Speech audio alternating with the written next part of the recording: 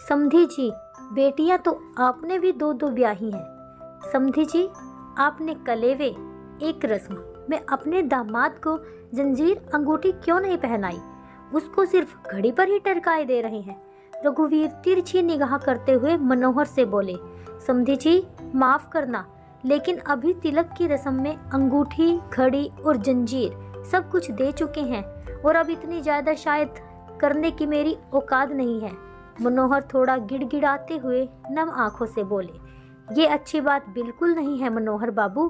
कल से मैं देखता चला आ रहा हूँ कि आप हर रस्म के लेन देन में कटौती करते चले आ रहे हैं। कलेवे की रस्म में खाली घड़ी कौन पहनाता है? रघुवीर के शब्दों में मनोहर के प्रतिरोध साफ झलक रहा था। समधी जी प्लीज ऐसा मत कहिए, क्योंकि आपको मेरी हर परिस्थितियों के बारे में बहुत अच्छी तरह से पता है। मैंने परिस्थितियों के बहुत अच्छे न होने के बावजूद भी अपनी औकात से ज़्यादा आपकी ख्वाहिशों पर खरा उतरने के लिए खर्च कर दिया है। मनोहर ये सब कहते हुए अपने आप को बड़ा लाचार महसूस कर रहे थे। यह समय था रघुनाथ के बेटे वंश और मनोहर की बेटी तमन्ना की शादी का। बारात से लेकर अब तक हर रस्म के बाद मनोहर जी ने जो भी नेक चार किया था, रघुवीर ने हर नेक चार के बाद नाक भौं सिकोड़ी थी। और इस समय तो मनोहर बाबू की इज्जत का फलूदा बनाते हुए भी भरी सभा में उनको खुलकर अपमानित करने लगे थे। मनोहर बाबू, मैं कुछ भी नहीं जानता। जब तक आप कलेवे में अंगूठी और जंजीर नहीं पहनाएंगे, मेरा बेटा कलेवा बिल्कुल भी नहीं खाएगा, चाहे आप लोग कितनी भी थाली लिए खड़े रहिए। रघुवीर अब बेशर्मी से ढिठियाई पर उतर आए थे। समधी जी, आपके आचरण को देखते हुए तो मैं भगवान से हर समय यही कहता हूँ कि अगर वो किसी को बेटी दे तो उसके पिता को धन दौलत खूब भर भर कर दे, जिससे आपकी तरह से कोई भी लड़के वाले लड़की को भरी सभा में अपमानित ना कर सके। समधी जी जरा सोचिए कि आपने भी तो दो दो बेटियों का ब्याह किया है। कम से कम यही सोचकर मुझ पर रहम कर दीजिए। मनोहर बाबू हाथ जोड़कर कृपण भाव से बोले, अरे मनोहर बाबू, मैंने तो अपनी बेटियों की शादी में कोई भी कमी नहीं छोड़ी और मुझसे अपनी बराबरी कर रहे हो। रघुवीर ये बात बहुत तेज में बोल तो गए, लेकिन उनको ये बिल्कुल भी ध्यान नहीं रहा कि बेटे की शादी में दोनों बेटियों के ससुराल वाले भी आए हुए हैं। और ये एहसास होते ही वो एकदम अपनी आंखें चुराने लगे और फिर वही हुआ जो कि होना चाहिए था। रघुवीर जी, काहे को आप झूठ बोल रहे हो? हम लोगों को तो आपने अपनी बेटियों की शादी में यह कहकर टरका दिया था कि हमारी परिस्थितियां बहुत खराब है, हमारे पास कुछ भी नहीं है। आप लोग दया कीजिए और मेरी बेटी को अपने घर की बहू बना लीजिए।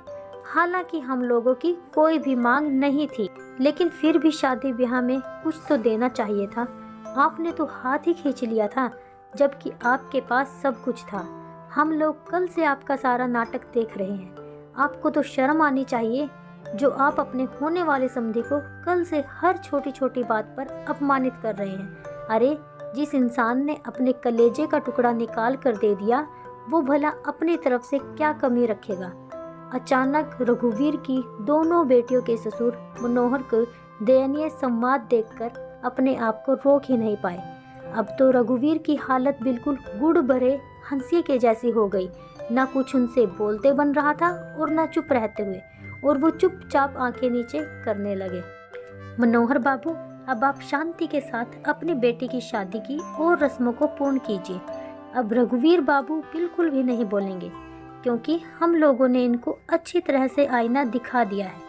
अगर ये बोलेंगे तो आज से हमारे और इनके संबंध समाप्त। फिर से दोनों बेटियों के ससुर मनोहर बाबू की इज्जत बचाने के लिए बोले, मुझको माफ़ कर दीजिए मनोहर बाबू, मैं बेटी को ब्याहने के समय बेटी के बाप होने का एहसास भूल गया था। अच्छा हुआ कि दोनों समधियों ने मेरी आंखों पर पड़े हुए पर्दे को हटा दिया, वरना तो मैं आपको पल पल अपमानित करने का कोई भी मौका नहीं छोड़ रहा था। आप हमारी बहू की सभी रस्मों को खुशी खुशी पूरी करिए। मुझको आपसे कुछ भी नहीं चाहिए। रघुवीर ज़्यादा देर चुप न रह सके। शायद दोनों समधियों ने उनके हृदय को झकझोर दिया और वो आंखों में पश्चाताप के आंसू झिलमिलाते हुए बोले, रघुवीर बाबू, ये हुई ना अच्छी बात। रघुवीर की दोनों बेटियों के ससुर फिर एक साथ बोले। मनोहर बाबू ने चैन की सांस ली और थोड़ी ही देर में सारी रस्में बिना विघ्न बाधा के संपन्न होने लगी और सभी कार्यक्रमों में उत्साह और उमंग छलकने लगा। साथियों, आपको कहानी कैसी लगी प्लीज़ कमेंट करके ज़रूर बताएं। कहानी अच्छी लगी हो तो प्लीज़ लाइक, शेयर और चैनल को सब्सक्राइब भी जरूर कीजिए।